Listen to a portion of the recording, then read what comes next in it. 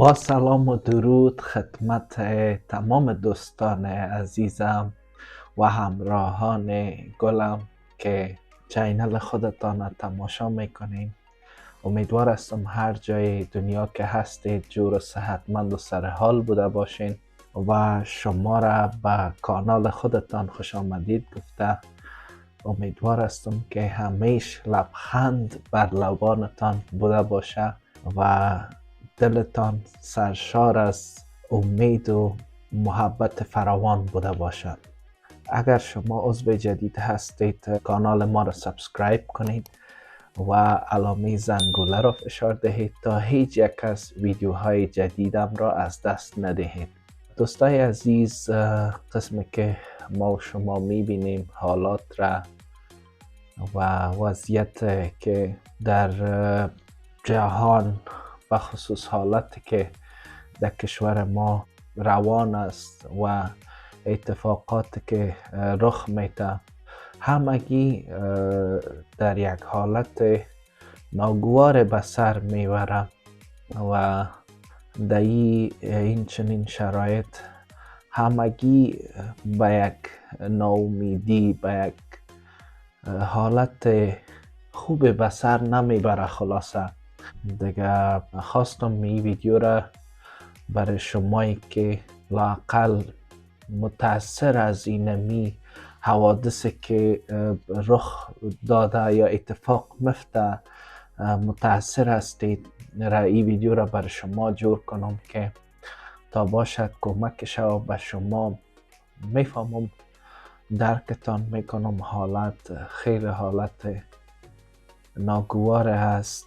جوانا به بی سرنوشتی به سر میبره دیگه. به هر حالتش هر سختی که در زندگیتان میآید هر مشکلی که در زندگیتان میآید شاید متاثر از حالات فعلی در افغانستان باشین یا مشکلات اقتصادی یا هر آن چیز دیگه یا چیزی را از دست دادین به خاطرش متاثر هستین. این چیزایی است که در زندگی اتفاق رخ میده و ما شما باید ناامید نشیم. امید خدا هیچگاه از دست ندیم. بدون شک پشت هر تاریکی بالاخره روشنایی فرا میرسه. تا ابد حالت به این قسمی که میبینیم و مشنویم به این قسم یک نواخت نمیمانه. زمان تغییر میکنه. بالاخره روز میرسه که ما هم با مو اهدافی که داریم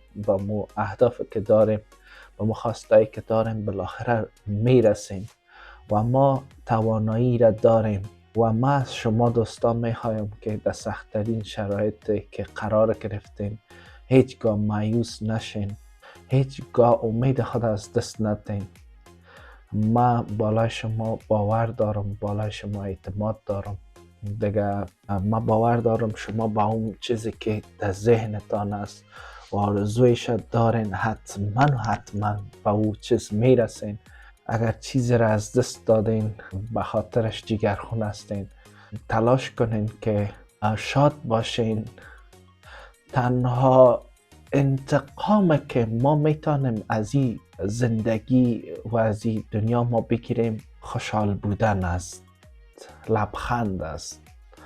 تنها کاری که ما میتونیم این است که امیدوار باشیم، خرسند باشیم، همیشه شاد باشیم. تلاش کنیم اگر شاد هم نیستیم تلاش کنیم شاد باشیم و اگر چیزی را ما از دست دادیم خداوند چیز بهتری را در مقابلش بر ما میده. هر گاهی که ما یک چیز از دست میدیم خداوند پاک در مقابلش به ما یک چیز با ارزشتر دیگه را نصیب ما میگردانه. تنها ما باید کار بکنیم که زمانی که یک چیز از دست میدیم صبور باشیم و به چیزی که خداوند بر ما در نصیب ما مد نظر گرفته را بپذیریم. انشالله خداوند برای ما چیزهای بهتری را نصیب خواهد کرد و البته بدون شک روزهای خوب در راه است، روزهای خوب در انتظار ما و شماست.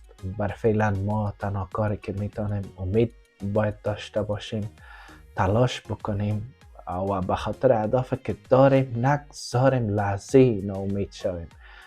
هرگز ناامید نشین. به خاطر رسیدن به اهدافتان از هر لحظه تان، از هر نوع امکاناتی که در دستتان است کار بگیرین تا بتانین که به هدفی که دارین برسین. و من باور دارم که شما به هدفی که دارین میرسین.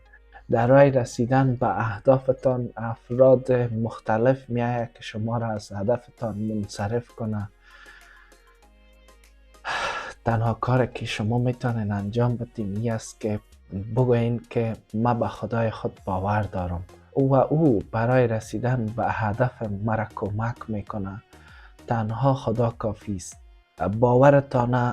باور قلبیتان نسبت به خداوند زیاد کنین. حتما به ما هدف که دارین میرسین.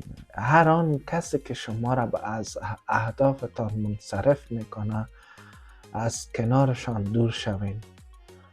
هر لحظه بر اهداف خود فکر کنید و برای رسیدن به اهداف خود چاره بسنجید. حتی از کوچکترین امکاناتی که در اختیار شما قرار گرفت استفاده و بهترین شکل استفاده کنید. روزهای سخت ابدی نیست. این روزهای سخت میگذره. باید شما مقاوم باشین. دیگه من باور دارم که شما به اون چیزی که میخواین میرسین و من او استعداد و او خوبی را در شما میبینم و او توانایی و او ظرفیت در شما میبینم. من گوهر و یا همو سنگ قیمتی را در وجود شما میبینم. الماس در وجودتان میبینم. برای شما نیاز است اوی است که شما به یک صیقل ضرورت دارید، صیقل کاری شوید تا بتانین که خوبتر بدرخشین و با موفقیت های زیادی دسترسی پیدا کنین. دیگه در کل هدف ما اینمی است که روزهای سخت ابدی نیست. این روزهای سخت گذری است. حتما به اون چیزی که ما میخوایم میرسیم انشالله. با امید خدا و با تلاش و همت خود ما با اون چیزی که میخوایم میرسیم. دیگه اگر شما عضو جدید کانال ما هستید لطف نموده کانال ما رو سابسکرایب کنین و علامه زنگوله رو حتما فعال کنین تا هیچ یک از ویدیوهای ما رو از دست ندهید. تا درود بعد، بدرود.